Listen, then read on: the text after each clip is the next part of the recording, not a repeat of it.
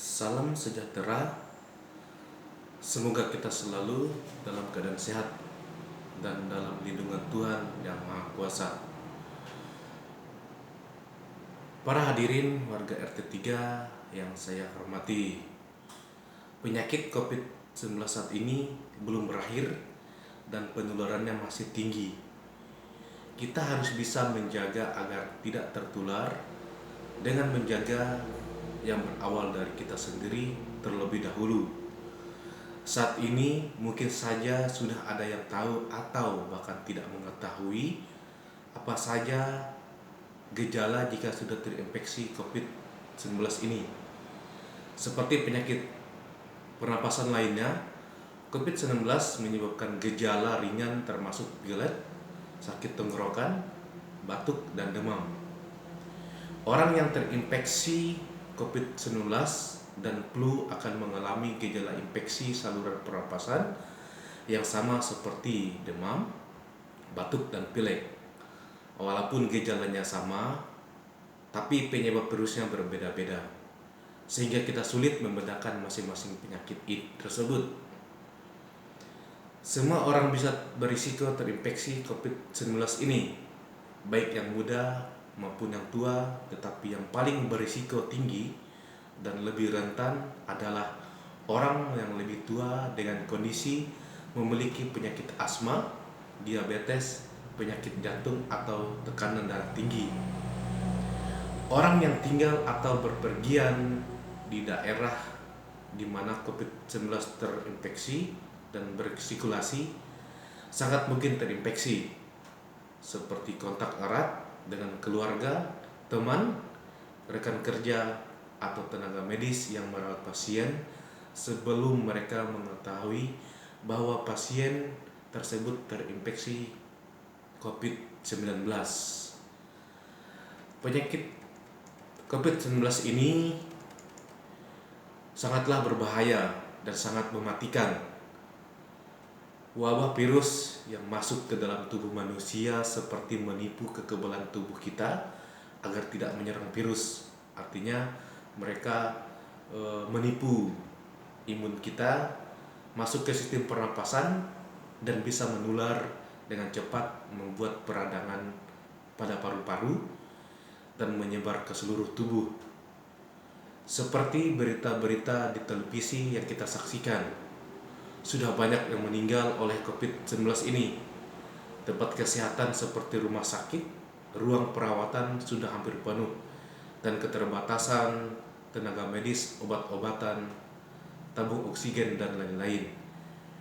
Bagi setiap orang yang menderita demam, batuk, dan sulit bernapas, sangatlah direkomendasikan, disarankan untuk segera mencari pengobatan dan memberitakan petugas kesehatan jika mereka telah melakukan perjalanan dari wilayah terjangkit dalam 14 hari sebelum muncul gejala, atau jika mereka telah melakukan kontak erat dengan seseorang yang sedang menderita gejala infeksi saluran pernapasan.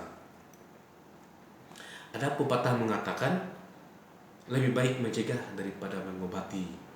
Pepatah ini benar sekali. Ketika sudah sakit, untuk sembuh itu memerlukan waktu yang panjang. Itu tergantung lagi penyakitnya.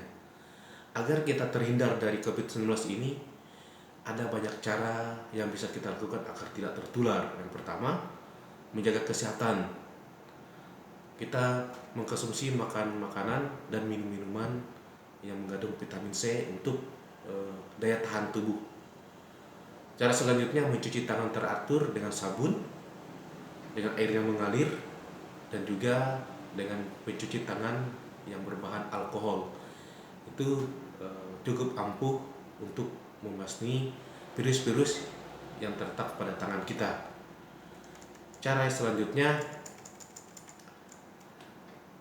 menutup hidung atau mulut ketika kita bersin atau batuk dengan cara menutup pada lengan bagian atas, bagian dalam seperti ini, atau menggunakan tisu dan membuang pada tempat yang tepat agar semua yang di sekitar kita tidak terjangkit oleh bersihin kita dengan batuk, karena virus ini bisa menyebar melalui butir-butir liur ataupun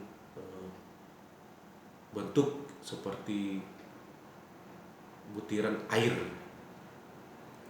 Cara yang kelima, kita menghindari keramaian yang berkumpul. Artinya sebisa mungkin kita untuk saat ini memperhatikan dan mengingatkan kembali agar tidak berkumpul di tempat keramaian,